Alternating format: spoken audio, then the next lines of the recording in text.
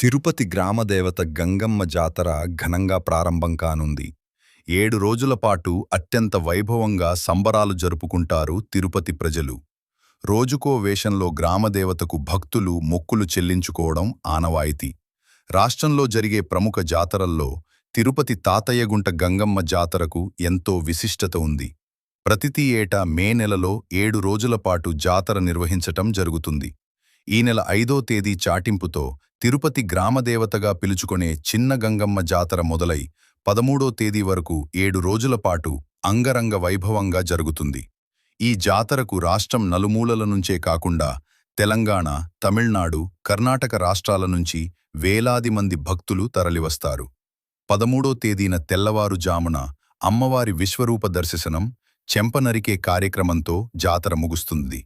7 రోజుల పాటు వివిధ వేషధారణలతో గంగమ్మను భక్తులు దర్శించుకుని మొక్కులు చెల్లించుకుంటారు. సంప్రదాయం ప్రకారం కైకాల వంశస్థులు తిరుపతి గంగజాతర సందర్భంగా అర్ధరాత్రి గ్రామంలో చాటింపు పూజ నిర్వహించి నగర శివారు ప్రాంతాలలో అష్టదిగ్బంధనం చేసి చాటింపుతో జాతరకు శ్రీకారం చుడతారు.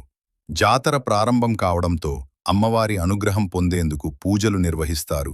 6వ తేదీ బైరాగి వేషం, 7వ తేదీ బండవేషం, 8వ తేదీ తోటి వేషం, 9వ తేదీ దొరవేషం, 10వ తేదీ మాతంగి వేషం, 11వ తేదీ సున్నపు కుండలు, 12వ తేదీ గంగమ్మకు చప్పరం కార్యక్రమం నిర్వహిస్తారు. ఇక 13వ తేదీ విశ్వరూప దర్శనం తర్వాత చెంపనరికే కార్యక్రమంతో జాతర ముగుస్తుంది. కలియుగ ప్రత్యక్ష దైవం వెంకటేశ్వర స్వామి చెల్లెలు తిరుపతి గ్రామదేవత గంగమ్మ జాతరలో మరో విశేషముంది. జాతర జరిగినన్ని రోజులు గ్రామస్తులు ఊరి విడిచి వెళ్లరు.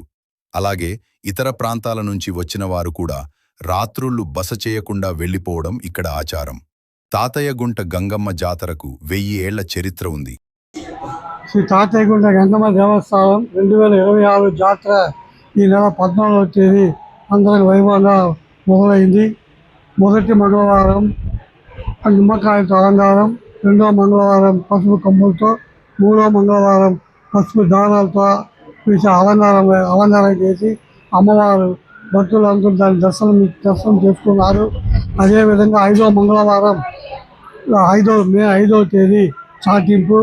ఈ చాటింపు అనేది అమ్మవారి పుట్టినీళ్ళైన అవిలాల నుంచి పసుపు కుంకుమ అమ్మవారికి వచ్చి చేరుతుంది. ఆ పసుపు కుంకాన్ని కైకాల వాళ్ళు తీసుకుని తిరుపతి పట్ట 4 దిక్కుల్లో దాన్ని చాటింపు చేస్తారు. ఇది చాటింపు అని అంటారు. ఈ చాటింపు తర్వాత ఉల్లూరు వాసులు బయట ఊరు పోకూడదు అనేది ఒక ఆనవాయితీ. అది ప్రతి సంవత్సరం జరుగుతుంది. అదేవిధంగా మే 9వ తేదీ శనివారం అమ్మవారు వెంకటేశ్వర చెల్లెలు కాబట్టి అమ్మవారు పసుపు కుంకుమ చీర అన్ని కొండపై నుంచి గోంజల గుడికి వస్తుంది. అక్కడి నుంచి గుడి పాలకమండలి చైర్మన్ వాళ్ళు ఊరేగింపుగా తెచ్చి అమ్మవారికి సమర్పణ చేస్తారు.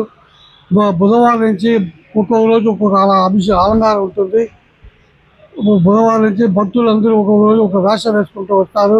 బైరాగి వేషం, బండ వేషం, తోటి వేషం, దొర వేషం, మాతంగి వేషం అని రకరకాల వేషం వేసుకుంటూ వచ్చి అమ్మవారి దర్శనం చేస్తారు. 12వ తేదీ జాతర.